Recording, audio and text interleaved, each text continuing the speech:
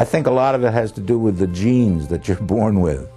There's no question but what the members of my family, my father, my grandfather, my great-grandfather were very strong leaders. And my mother was no slouch either. When I was in the 7th grade, I got expelled, and that didn't create any happiness at home. But again, I really don't understand this myself. That went on until in high school, in the first 2 years, out of 5 subjects at South High School, I had 4 failures, which I think was some kind of a record. And I guess looking back, maybe I was trying to establish some kind of a record. But the most important thing that ever happened to me in my whole life happened in my junior year in high school, when I was in a course in elementary economics, and the professor was our teacher was a man called Pluto Cook. He never made any reference to anything that I ever did, and I'm sure I was a pain in his neck.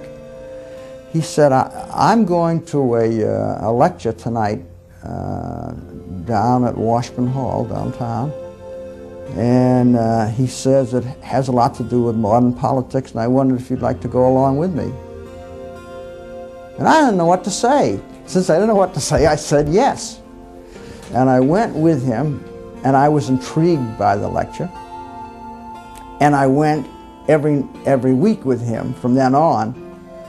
And interestingly enough, in the last half of my junior year, I had straight A's. All of my 4th year, I had straight A's, and I became president of the class.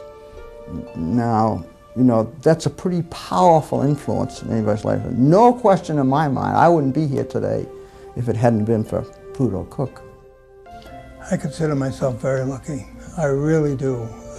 I think I was lucky to have been born in the Depression. If my father had been as successful in 1931 through 1938 that he was up till then, I could have been a playboy.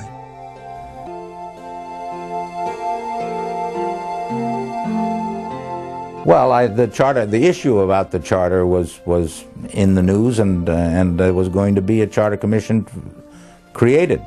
The question was who was going to run for it.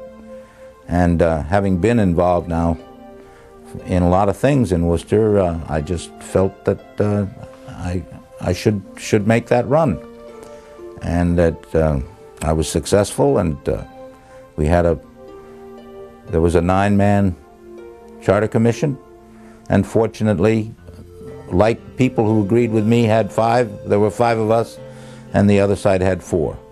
So eventually we put through the charter that our group agreed on, and we've just been through an attempt to change that charter, and I was very involved in trying to save the charter that we put together a few years ago, and we were successful with the help of the newspaper. All of a sudden, it was just clear, like black and white.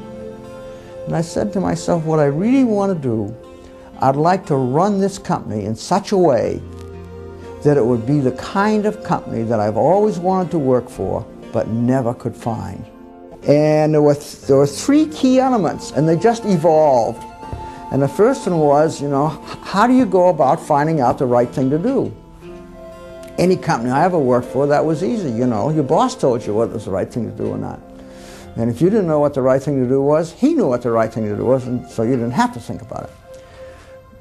You know that no one person has all the right ideas, and you also know that a group of informed people usually can figure out the answer, and it may be quite different than what any one would do, because in a group you challenge it. So we said, we're going to run this company in such a way that the decisions are going to be based on just one thing. To the best of our ability, what are the merits of that situation? Not who, or the president, or his cousin. What are the merits? We figured if we could make those decisions on the basis of merits, we could leapfrog a lot of other companies in the business. But that raised another question. How do you find out what the merits are? And out of that, we said the way you find out what the merits are, and we called it openness, is to sit down with your peers and the people that are going to carry this out and develop enough trust so that you can talk it out back and forth and challenge and re-challenge this whole situation. Out of that, you'll determine what the merits are as best you can see it. And that, of course, requires an enormous amount of trust. Okay. One of the things we discovered is there is no perfect openness and there is no perfect trust. There are just degrees of openness and degrees of trust.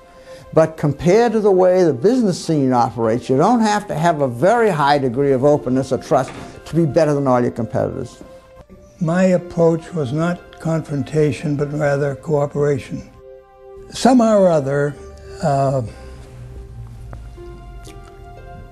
there was a real complaint about the Chamber of Commerce by Jimmy O'Brien in the paper.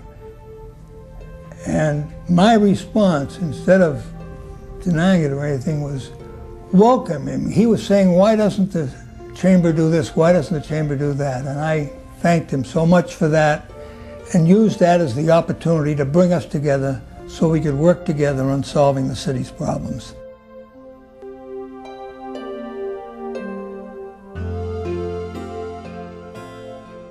Going home at the end of the day,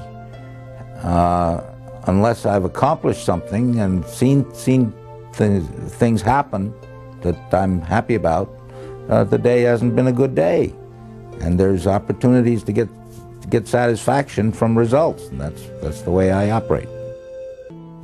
Work on what's good for the community and forget about your personal agendas, except as they identify with what's good for the city. To be sincere about it, to be honest about it, and if you do that, other people follow you and will go along. But if it looks like you have some personal gain that's not consonant with what's good for the community, forget it. I don't think you can have effective leadership or effective followership, which is just as important as leadership, without having high conviction. And I don't think conviction is something that just drops out of the sky. Conviction has to develop inside you.